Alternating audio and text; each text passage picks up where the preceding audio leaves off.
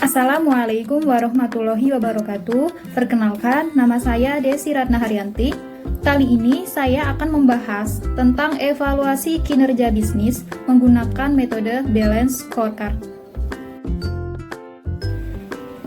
Poin pertama yang akan saya bahas kali ini yaitu perspektif learning and grow pada manajemen SDM. Perspektif ini berfokus pada pengembangan karyawan, budaya organisasi, dan sistem informasi yang mendukung pertumbuhan dan pembelajaran jangka panjang. Beberapa indikator yang dapat dianalisis pada perspektif ini yaitu antara lain indikator yang pertama yaitu tingkat kompetensi karyawan, yang kedua kepuasan dan retensi karyawan, yang ketiga inovasi dan perubahan. Poin kedua yang akan kita bahas yaitu perspektif customer yang termasuk dalam manajemen pemasaran atau strategi pemasaran. Beberapa indikator yang akan kita bahas dalam perspektif ini yaitu antara lain tingkat kepuasan pelanggan, pangsa pasar, dan inovasi produk atau layanan. Poin ketiga yang akan kita bahas yaitu perspektif bisnis proses internal yang termasuk dalam manajemen operasional dan teknologi. Indikator yang dapat kita analisis dari perspektif ini antara lain yaitu yang pertama, waktu siklus proses, yang kedua, tingkat kualitas, yang keempat, penggunaan teknologi. Di sini saya akan membahas video sebelumnya yaitu tentang review saya terhadap bisnis kerajinan UMKM pengrajin rotan. Nah, di sini cuplikan videonya yang akan kita evaluasi. Yang pertama, kita akan membahas perspektif learning and grow. Perspektif learning and grow dalam manajemen SDM. Perspektif ini berfokus pada pengembangan karyawan, budaya organisasi, serta sistem informasi yang mendukung pertumbuhan dan pembelajaran jangka panjang. Beberapa indikator yang dapat dianalisis dalam perspektif ini antara lain yaitu yang pertama, tingkat kompetensi karyawan. Misalnya jumlah karyawan yang telah mengikuti pelatihan dan sertifikasi atau peningkatan dalam keterampilan karyawan. Usaha UMKM kerajinan rotan ini tidak ada sertifikasi untuk karyawan, namun hanya ada pelatihan untuk karyawan. Pelatihan ini dilakukan saat awal-awal bekerja. Selanjutnya, keterampilan itu didapat dengan pengalaman yang dia dapat setiap harinya bekerja. Yang kedua yaitu kepuasan dan retensi karyawan, yang melibatkan pengukuran tingkat kepuasan karyawan, tingkat absensi, dan tingkat turnover. Jadi di sini karyawan tidak diukur kepuasannya atau absensinya, yang penting dia bekerja dan menghasilkan produk yang berkualitas. Indikator ketiga yaitu inovasi dan perubahan. Indikator ini menilai kemampuan organisasi untuk menghasilkan ide-ide baru, menerapkan inovasi, dan mengelola perubahan. Dan yang ada di Kopo Bandung ini, ide-ide barunya itu malah didapat dari ide customer atau pelanggan yang ingin modelnya itu seperti yang mereka inginkan atau sesuai dengan desain mereka. Sedangkan dari pihak pengrajin sudah menyiapkan model-model, namun terkadang pembeli atau customer itu memilih dengan desain mereka sendiri. Nah, produknya itu sudah bagus dan layak untuk dijual, jadi mereka bertahan dengan yang produk yang ada. Perspektif yang kedua yaitu perspektif bisnis proses internal, yang mana di sini dikaitkan dengan manajemen operasional dan teknologi. Perspektif ini menyoroti efisiensi dan efektivitas proses bisnis internal yang mendukung pencapaian tujuan bisnis. Indikator yang dapat dianalisis dalam perspektif ini antara lain yang pertama, waktu siklus proses.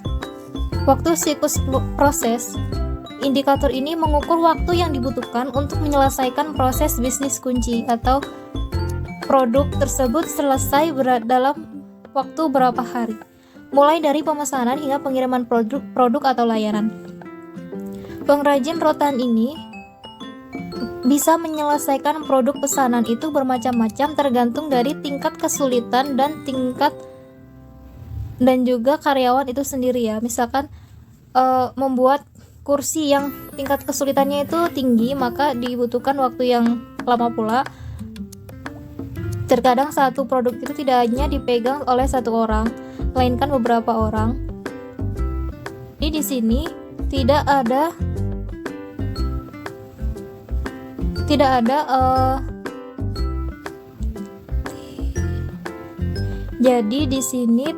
ada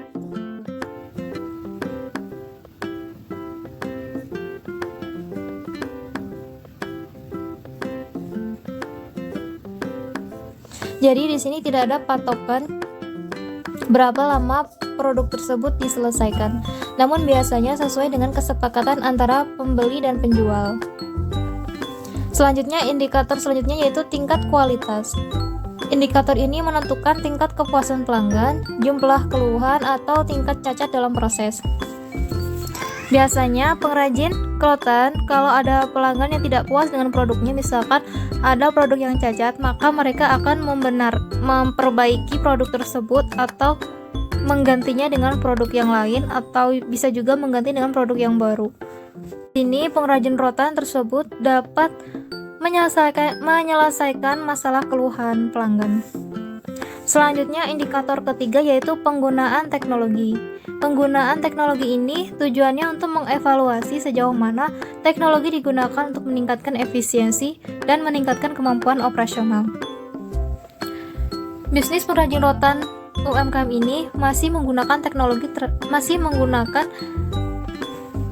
cara tradisional tanpa mesin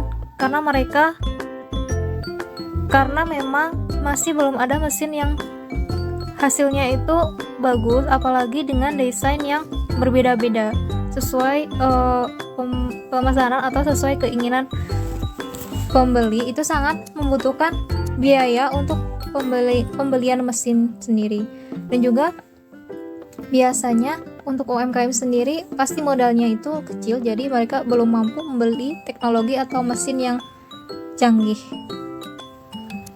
Jadi mereka tetap dengan gaya mereka, yaitu secara tradisional. Perspektif yang ketiga yaitu perspektif customer, yang mana dikaitkan dengan manajemen pemasaran atau strategi pemasaran. Perspektif ini berfokus pada kepuasan pelanggan dan pencapaian keunggulan kompetitif melalui pemenuhan kebutuhan dan harapan pelanggan. Beberapa indikator yang dapat dianalisis dalam perspektif ini antara lain tingkat kepuasan pelanggan. Tingkat kepuasan pelanggan melibatkan survei kepuasan pelanggan, tingkat keluhan, dan retensi pelanggan. Untuk kepuasan pelanggan sendiri, apabila pelanggan itu puas, pasti pelanggan tersebut akan kembali untuk memesan kerajinan rotan, atau bisa jadi mereka merekomendasikan ke teman-teman mereka atau saudara mereka atau ke orang-orang yang mereka kenal. Sedangkan untuk tingkat keluhan pada pengrajin rotan ini, itu tingkat keluhannya itu sedikit karena memang desain yang mereka inginkan itu ya sesuai dengan apa yang dikerjakan oleh penjual atau pengrajin tersebut. Jadi 90% tercapai kepuasan pelanggan. Untuk pangsa pasar, untuk indikator yang kedua yaitu pangsa pasar, yang mana menganalisis sejauh mana perusahaan mampu mendapatkan pangsa pasar baru atau mempertahankan pangsa pasar yang ada. Untuk kasus pengrajin rotan ini, pangsa pasarnya itu ada dua, yaitu pangsa pasar lokal dan pangsa pasar ekspor. Namun, pengrajin rotan yang ada di Kopo ini hanya menggunakan pangsa pasar lokal karena belum mampu dalam segi biaya dan tenaganya. Untuk pangsa pasar pengrajin rotan ini hanya mengandalkan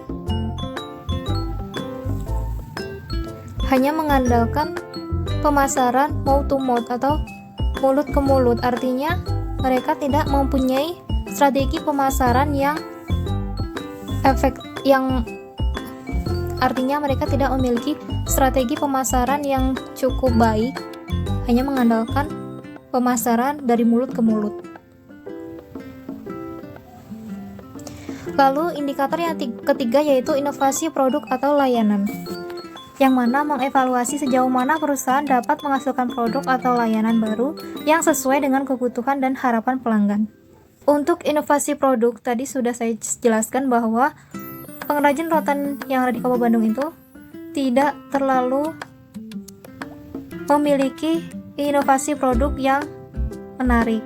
Jadi mereka mengandalkan desain dari customer yang memesan produk kepada mereka. Mereka juga memiliki desain sendiri, namun desain itu belum dikembangkan dengan baik karena memang tingkat kesulitan dalam membuat kerajinan rotan itu apabila desainnya itu diubah itu juga membutuhkan waktu yang cukup lama untuk karyawan mengerjakan produk tersebut. Jadi mereka harus dilatih dulu. Setiap ada produk atau desain produk yang baru, maka karyawan butuh berlatih setiap hari untuk meningkatkan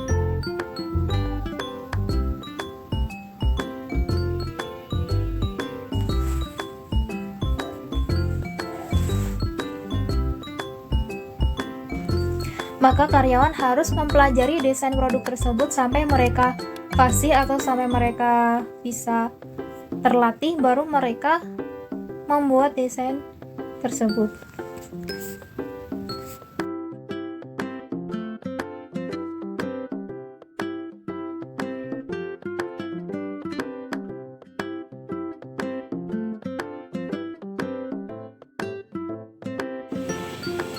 Kesimpulan yang dapat kita ambil dari hasil analisis tersebut yaitu dalam melakukan analisis dengan metode Balance Scorecard, penting untuk mengidentifikasi indikator kunci, performa yang relevan untuk setiap perspektif, mengumpulkan data yang diperlukan, menganalisis tren dan perbandingan dengan target yang ditetapkan, dan mengambil tindakan perbaikan berdasarkan temuan analisis tersebut. Baik, itu saja yang bisa saya sampaikan. Terima kasih sudah menonton. Sampai jumpa di video saya berikutnya. Assalamualaikum, dadah.